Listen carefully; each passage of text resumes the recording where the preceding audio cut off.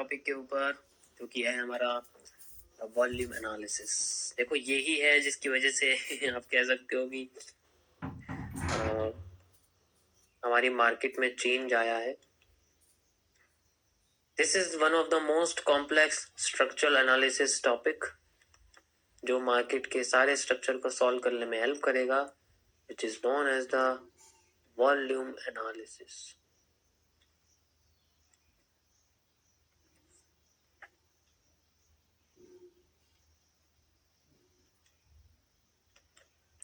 देखो मैंने इस पे अपनी लाइफ में सबसे ज्यादा रिसर्च करी है, जितनी हो सकती थी उतनी करी है, और अभी मैं इसको सिर्फ इंट्रोडक्शन इसका दे रहा हूँ आपको।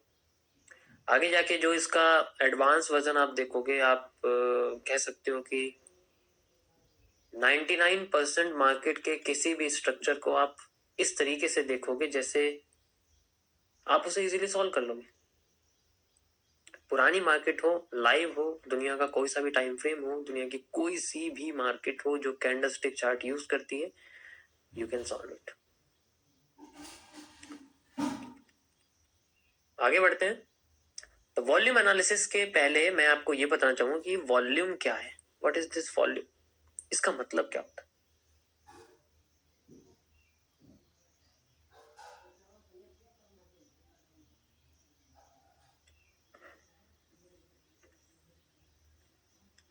वॉल्यूम एक तरीके का आप कह सकते हो कि अमाउंट होता है, जिसे हम लोग मनी कहते हैं। लेकिन ये मनी में कैलकुलेट नहीं होता, ये मनी में कैलकुलेट नहीं होता। इसे कैलकुलेट किया जाता है कॉन्ट्रैक्ट्स में। कॉन्ट्रैक्ट्स यानी कि किसी भी हिस्से को जब ऑनलाइन या डिजिटल लिस्ट करा जाता है तो वो दो पार्ट में डिवाइड होता है। एक होता है उसकी रियल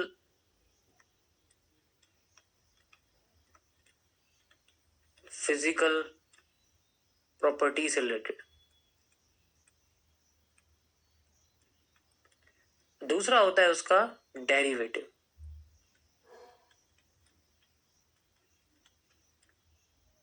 देखो जो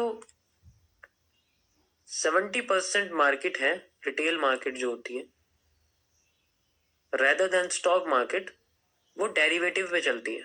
मतलब हम लोग किसी के बिहाफ पे, हम लोग इसके बिहाफ पे एक डिजिटल एसेट जो है,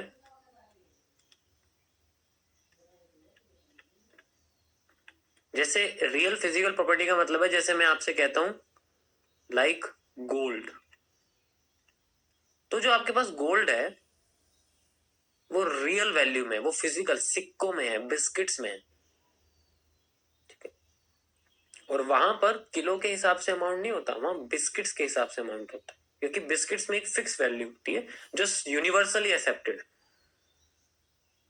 अगर मैं आपसे बोलता हूँ कि आप ये लो, ये 1 सेंटीमीटर का मैंने कपड़ा दिया है, आपसे बोला कि ये 1 सेंटीमीटर है, और आप किसी भी दुनिया के किसी भी हिस्से में जाके ये बोलते हो कि ये मुझे 1 सेंटीमीटर का बोला, आप इतना जो है ये हिस्सा बना के दे दो, कोई भी। मैं आपसे कहता हूँ चलो एक कागज है, और मैं आपसे कहता हूँ कि आपको क्या करना है, ये कागज ले जाओ और दुनिया में जाके किसी भी हिस्से में जाके बोलना कि आप 1 सेंटीमीटर का हिस्सा इसमें से काट दो। आप दुनिया के किसी भी कंट्री में किसी भी हिस्से में चले जाओ, आपको वो उतने ही सेम साइज का काट के देंगे, क्योंकि जो सेंटीमीटर है वो यूनिवर्सली एक्सेप्टेड है, वो साइज सब जगह सेम होगा। ऐसा ही गोल्ड्स के साथ होता है, ऐसा ही रियल फिजिकल प्रॉपर्टीज के साथ होता है। जिस चीज का शेयर्स हमने लिया है उसकी उसके एक फिक्स साइज होता है, उसकी फिक्स वैल्यू तो नहीं होती, लेकिन उसके डेरिवेटिव जो होता है वो अलग होता है। डेरिवेटिव एक अलग चीज होती है, आप उसकी बिहाफ पे कोई चीज ले।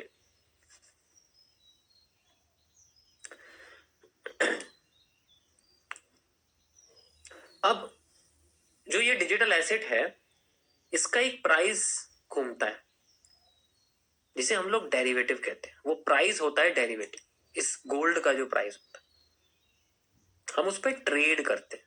उसे होल्ड नहीं करा जा सकता, उस पर ट्रेड करी जा सकती है। और ट्रेड में ऐसा होता है कि हम उसे खरीद सकते हैं, बेच सकते हैं, यानी कि हम उसे खरीद के ऊपर जाके बेच सकते हैं, ऊपर से शॉर्ट भी कर सकते हैं, वो सारी चीजें हम लोग कर सकते, लेकिन फिजिकल प्रॉपर्टीज के साथ ऐसा नहीं होता, हम उसे शॉर्ट नहीं कर सकते। हम तो या तो उसे खरीद सकते हैं, या तो वो हमारे पास होगी या वो हमारे पास नहीं होगी, दैट्स इट। इसके अलावा तो कुछ है नहीं उसके अंदर। तो यहाँ पर जो वॉल्यूम होता है, जो चीज मैंने आपको बताया, जो रियल फिजिकल प्रॉपर्टी होती है, वो या तो होती है या नहीं होती है। तो ऐसे में सिर्फ एक ही तरीके का वॉल्यूम जनरेट होता है, जिसे मैं बोलता हूं होल्डिंग वॉल्यूम। मेरे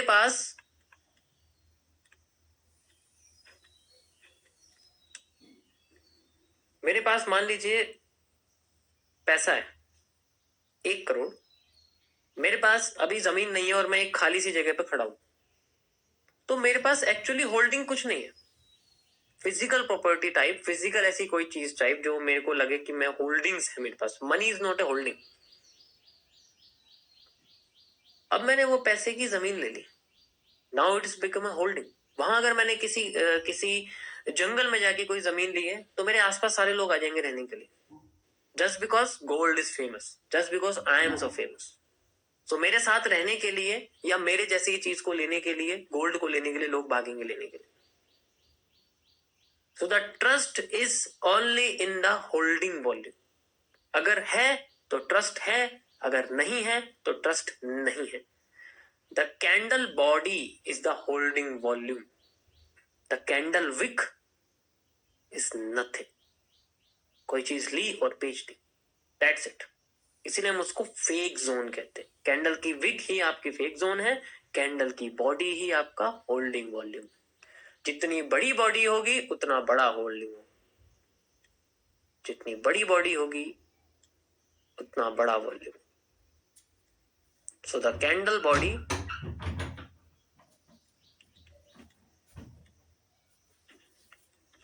is the holding volume. The candle wicks are nothing, कुछ भी नहीं होते उसके अंदर। अगर मेरे सामने कोई ऐसी कैंडल बनेगी तो मैं उस पर ध्यान नहीं दूंगा, क्योंकि उसके पास बॉडी नहीं है, उसके पास होल्डिंग्स नहीं है, वो सारी चीजें बेच चुका है। जो उसके पास बचा है वो सिर्फ इतना है, ये दिख रहा है। और जो नहीं दिख रहा है, जो बेचा या खरीदा जा रहा है, वो बहुत बड़े अमाउंट में बेशक है, वो इसी के अंदर घूमता जा रहा है, घूमता जा रहा है, घूमता जा रहा है। मतलब मैंने कोई चीज खरीदी, बेची, खरीदी, बेची, खरीदी, बेची, खरीदी, बेची, लेकिन होल्ड नहीं करा उसको। मैंने उसको खरीदा बेचा करता रहा, और उसका डेरिवेटिव ही करता रहा मैं हमेशा। वो चीज मेरे पास कभी आई नहीं। तो ऐसे केस में जनरेट होती है ट्रेडिंग वॉल्यूम, क्योंकि मैं उसको ट्रेड कर रहा हूं। तो जब मैं उसको ट्रेड कर रहा हूं, तो यहां पर खरीदा बेचा, खरीदा बेचा, खरीदा बेचा, खरीदा बेचा, खरीदा बेचा, ऐसे होता रहेगा। और जब जैसा होगा और एकदम से मैंने थोड़ा ज्यादा खरीद लिया, तो मेरे को ग्रीन हिस्सा दिखेगा। It means I have a holding, that makes a hammer. तो इसमें होल्डिंग वॉल्यूम जो होगा वो सिर्फ इतना होगा। जैसे मान लीजिए इस हैमर का साइज मैं आपसे कहता हूं कि 100 पॉइंट्स का है, इसमें से सिर्फ 20 पॉइंट्स की ही बॉडी है, तो मेरे पास होल्डिंग सिर्फ 20 पॉइंट्स की है, बाकी का 80% मैंने खरीदा बेचा करा है। अब ये जो 80 पॉइंट्स हैं, ये बेसिकली सीधे नहीं है कि सिर्फ 80, हो सकता है इसमें मैंने 10 बार बाई करी हो, फिर 10 बार सेल करी, तो ऐसे करते करते 10 बार मेरा बाई भी होगी, सेल भी होगी, तो 10 को मैं 80 से मल्टीप्लाई कर दूंगा, मेरे पास 800 पॉइंट का मैंने वॉल्यूम जनरेट करा सिर्फ बाय सेल में, ट्रेडिंग वॉल्यूम जिसे हम लोग बोलते हैं। लेकिन होल्डिंग वॉल्यूम कितना है इसके अंदर? सिर्फ 20 पॉइंट। तो इसके अंदर ट्रस्ट नहीं है ना, क्योंकि मैं इस हिस्से को बार बार खरीद बेच रहा हूं, मैं इसमें होल्ड नहीं कर रहा हूं। तो अगर मैं हिस्से को होल्ड करूं तो लोग भी यहाँ होल्ड करेंगे, और होल्डिंग क्रिएट्स ए ट्रेंड। जब मैं होल्ड करूं तो आगे के लोग भी ट्रेंड होल्ड करेंगे, लाइक दिस। अगर मैं होल्ड कर रहा हूं तो आगे के लोग भी होल्ड करेंगे, और होल्ड करेंगे, और होल्ड करेंगे, करते जाएंगे, करते जाएंगे, करते जाएंगे, जब तक कोई बहुत बड़े अमाउंट में बेच ना दे। और जब ऐसा करेगा तो मार्केट में बनेगी engulfing. Engulfing creates a very high amount of short positions, जो कि मेरी एग्जिस्टिंग एरिया को ब्रेक कर दे। But it requires a zone. किसी अच्छी जगह पर बेचने वाले का ही साथ दिया जाता है, और ऐसी अच्छी जगह को हम लोग बोलते हैं की जोन्स। तो जब ये हम कोई चीज खरीद रहे हैं या हमारे पास होल्डिंग वॉल्यूम है, हमारे पास कैंडल की बॉडी है, तो इतने सारे लोग एक साथ आना शुरू कर जाते हैं। ऐसे में क्रिएट होती है demand. This creates a trend जिसे हम लोग डिमांड कहते हैं। So this is called a demand. Same इसी तरीके से सप्लाई होती है।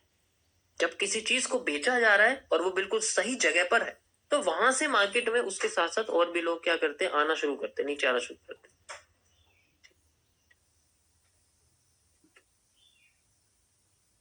Sorry guys this break. So जैसे हमारे पास सप्लाई आई है, तो वो इसी तरीके से डिमांड के जरिए ही आई है। तो किसी सही पोजीशन पे जब लोग बेचते हैं, तो उसके साथ एक सप्लाई क्रिएट होती है। आई होप आप लोगों को समझ में आ गया होगा जो मैं बता रहा हूँ। Just a different way. मैंने इस तरीके से लाइव में एक्सप्लेन नहीं किया, आपको पता होगा। सो दिस जस्ट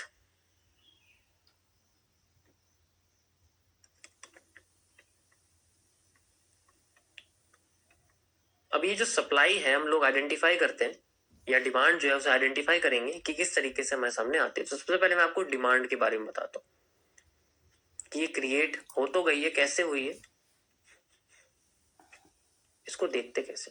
तो जैसा मैंने आपको बताया कि विक्स की कोई वैल्यू नहीं होती है, तो जो ग्रीन कलर का एरिया होता है जहां से मार्केट में डाउन ट्रेंड खत्म होता है और एक ट्रेंड शुरू होता है, उस एरिया को हम लोग डिमांड कहते हैं। Like this, like this.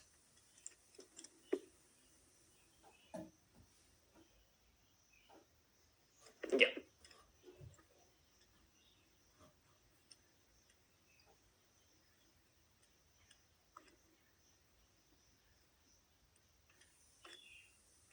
ये पूरा हमारा डिमांड है। हो सकता है इसके अंदर कुछ रेड कैंडल्स भी हो, लेकिन हमें उससे कोई मतलब नहीं। हमें अपने प्रीवियस एरिया को देखना है, हमें अपने प्रीवियस जोन को देखना है, और वहां से जो क्रिएट होती है उसे हम लोग डिमांड कहते हैं। This up trend, this is bullish area, is called demand.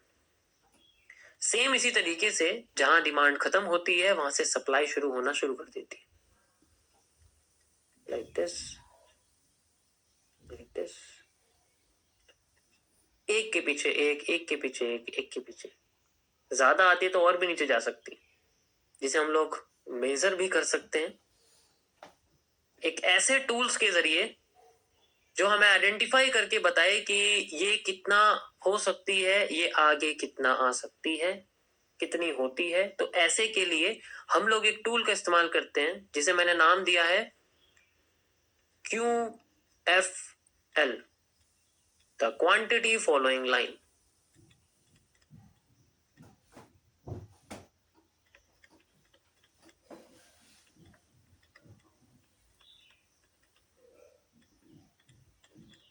This quantity following line can measure, यानी कि वो अपनी बॉडी से बॉडी तक का एरिया, जैसे यहां से मैं आपसे बोलता हूं यहां तक का एरिया वो मेजर कर सकती है। Like this. दोबारा से करता हूँ थोड़ा सा।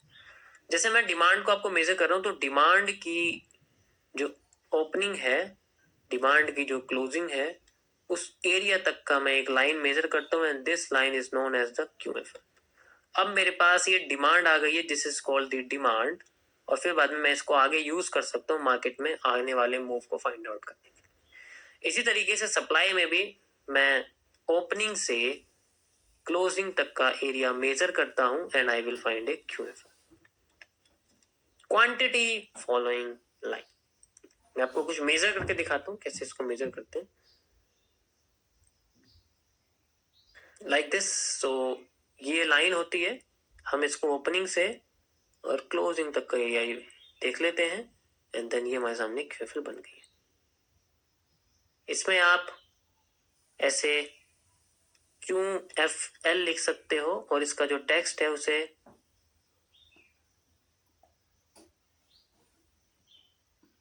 सेंटर में ला सकते हो, दिस लाइक दिस, मिडल में रख के। ये आपके सामने QFL बन गई।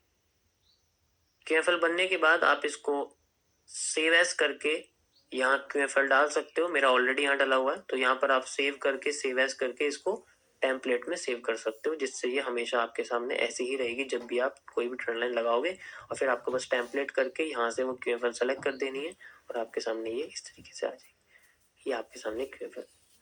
इसी तरीके से जैसे मैं सप्लाई की लेता हूँ, यानी कि मैं डाउन ट्रेंड की लेता हूँ QFL, तो आप देख सकते हो यहाँ पर मेरे सामने एक ये डिमांड आई है, ठीक है। तो डिमांड से पहले की जो एरिया है और डिमांड के पहला, ये पूरा का पूरा एरिया मेरे सामने QFL के जरिए दिखेगा। तो मैं इसको मेजर कैसे करूंगा? Opening to closing, you can see, and this is my QFL। You can easily see like this, ये मेरे सामने QFL है और मैं इसको जाके यूज करूंगा आगे। अब इसका इस्तेमाल कैसे होगा वो मैं आपको आगे बताऊंगा कि कैसे हम इसका इस्तेमाल करेंगे, एंड देन मार्केट में मूवमेंट को फाइंड आउट करेंगे। इसके बाद आता है आपके सामने कि हमें इस QFL के साथ एक और चीज ऐड करनी होती है, जिससे मार्केट के रिवर्सल को हम लोग फाइंड आउट कर सकते हैं या फिर एक एरिया फाइंड आउट कर सकते हैं। तो इसके साथ हम लोग एक और चीज ऐड करते हैं जिसे हम लोग बोलते हैं QB। This is known as the quantity box, जो जनरली आपके QFL के 5% के हिस्से के बराबर होता है। 5 से 10% के बीच में ये रखा जाता है, मतलब 5% आप कह सकते हैं। इसको हम लोग दो पार्ट में डिवाइड करते हैं, RA एंड RT, जिनके बारे में आपको आगे बताऊंगा। तो ये करीब आपके QFL के बिल्कुल एंड में लगता है और इस तरीके से एक बॉक्स को हम लोग लगा देते हैं। तो ये एक L टाइप गोल्फ के बैट की तरह आपको दिखाई देता है। ये जो गोल्फ का बैट होता है आपने देखा होगा, तो उसके बैट की तरह दिखाई देता है ये। एंड देन इसी जगह से हम लोग रिवर्सल फाइंड आउट करते हैं। लाइक दिस, मैं आपसे कहता हूं कि यहां से लेके यहां तक मैं पूरा ये जोन यहां तक लगा रहा हूं, लाइक ओपनिंग तक। देन ये मेरे पास एक QFL है, ओके। एंड देन इसके कुछ इतने हिस्से को मैंने बना दिया। So this is the structure of a supply and demands QFL. This is the thing जो बेसिकली मैंने डिस्कवर करी है मार्केट को रिवर्स करने के लिए, फाइंड आउट करने के लिए। ये बॉक्स इस तरीके से इतने साइज का होना चाहिए। So this is the supply and demands basic value। अब हम थोड़ा सा आगे चलते हैं और एडवांस में देखते हैं कि किस तरीके से हमें यहाँ पर नजर आता है, हम कैसे मेजर करेंगे इसको, ठीक है, कैसे आइडेंटिफाई करेंगे।